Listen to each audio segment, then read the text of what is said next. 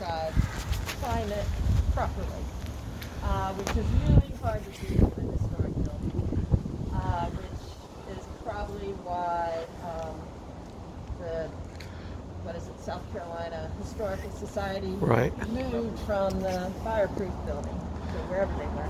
Yeah, it was fireproof, but not moisture proof. Right. Yes, yes. Now they're down at Addison. Yes. Right. And when I walked through, I don't think Darren was here when we first started this process, but they thought their roof was shot because they had what appeared to be roof leaks all over in the interior. Well, what it turned out to be was the HVAC ducts were sweating and condensating, sweating, and dripping just because we didn't have good control. So, I mean, there were a few roof leaks, but really the roof is not that bad of shape.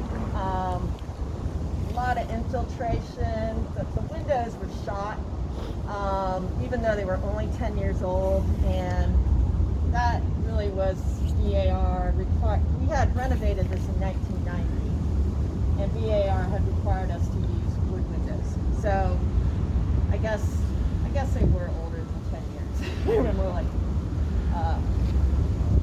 30 years old. Yeah. So a lot of them, they weren't even closing all the way. So that really was our challenge. So when I got this project, it had already been labeled as a what's called envelope renovation, meaning we would tighten up the walls, build the roof, and then also an interior HVAC. Because to correct this, you've got to do both. You can't just do one. They go hand in hand. As Darren well knows. So anyway, I think our first big mistake was instead of hiring a preservation architect, already on the team was envelope expert and mechanical engineer. So that really was where we screwed up, I would say. So the building already, when they did the renovation in 1990, they put the elastomeric coating on the building. So that was the first issue. Do we take off the elastomeric coating, or do we just recoat it? We would have loved to have taken off the elastomeric coating, however, it was cost prohibitive. So it was decided to recoat it. There was some miscommunication with the VAR and Shipwell, and the coating got put back on, and that caused a major delay. They said, no, we never gave you permission to put it back on. We were basically told, well, anyway, it caused a major delay, several months. VAR was demanding we take the coating off, so we did a lot of research into how to remove it. And you could probably speak more to this, but what I remember, there were several different ways, like pecan, washing it with some sort of blasting pecan, crushed pecan shells on it. The testing spots are still on the Yes, back. yeah, we can walk around the back if you want to see the testing spots. What year was the renovation that you're talking about? We finally finished it about, what, a year? Yeah, 2 years ago? Yeah, we finished in December 2019. Yeah. We have people who are not in class who are taking this remotely, so that's why I'm being obnoxious with the camera. What we thought about that? You know? Our research awesome. garden. So we got some green gas, herbs, and a couple of wildflowers. Wow, that's great. I don't recall, but I think these were 3 different chemical products that we used.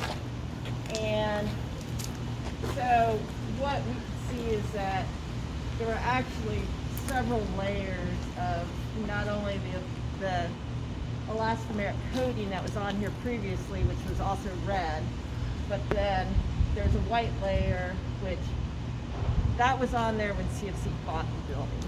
It looks like a lime wash almost, doesn't it? You know, it could be. That was one theory. Anyway, none of them really worked.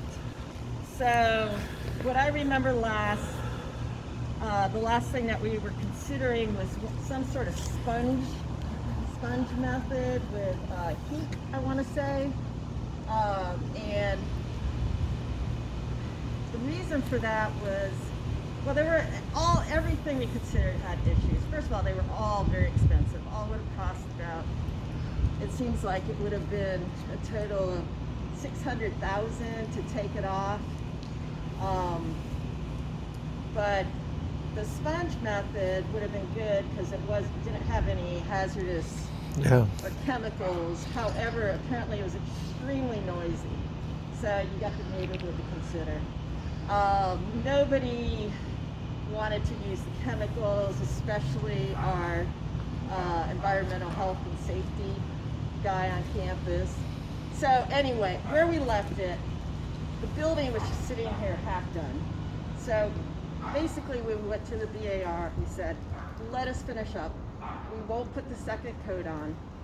And then the Avery folks can move back in and the college will research how to take this off and what it'll cost, and we'll go from there. So it'd be a good project for y'all. Well, do you have a file with a summary of what's been done so far that you've generally described? I can look that up and send it to you if you want. I have a report on the different methods we talked Right. about. And we involved Craig Bennett at this point. Sure. I'm sure you all know who he is. So that's where we left off. So we finally got it pretty much done, and then the bats moved in. The bats, you say? Bats. Did they arrive with paintbrushes? I wish. They arrived, and then, that's a whole nother story. We had to wait till baby season was over, and then we had to have people come. We're talking up. about bat babies now, right? Bat babies, yeah. Just checking. Special little excluders, I think they called them up there, and then yeah, and we thought we had them all, and then we'd have another one. And are they all? Have you seen any more? No. Yeah. Yeah. We got the bats out. Yeah, got the bats out.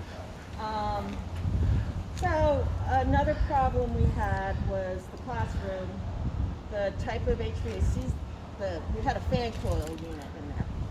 Just when we go inside, you'll see there's just, it's hard in these historic buildings how you deal with HVAC.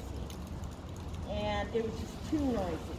I couldn't have a class and have students here. So that was a problem, figuring out an HVAC system that would be compatible.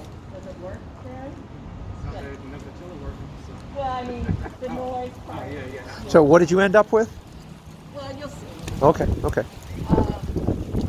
Well, we ended up having to build a closet, which I hated to do, but there really wasn't another solution. Right. And we have exposed ductwork.